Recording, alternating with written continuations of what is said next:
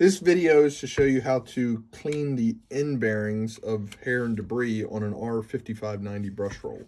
Just take a little flat screwdriver, pop off your bearing shield, and there's a little bearing boot in here as well. So if you have to buy the shield, you want to make sure you buy that little boot as well, because most of the time they're both going to be messed up if this gets locked up and that gets burnt out.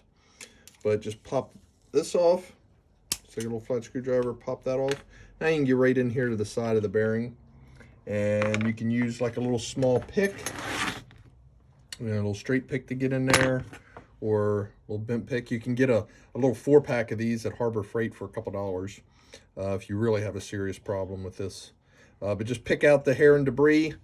Now, if you really need to get in there, you can take a large flat screwdriver and just get underneath that and just pry that bearing out just a little bit, and helps you get in there a little bit better. You want to do that on a last resort, because you got to hammer this bearing and stud back into the brush roll. Of course, you don't want to hammer it in too far, so you just want to be careful with that. So if you can get everything off without having to pry this up, that's the better way to go.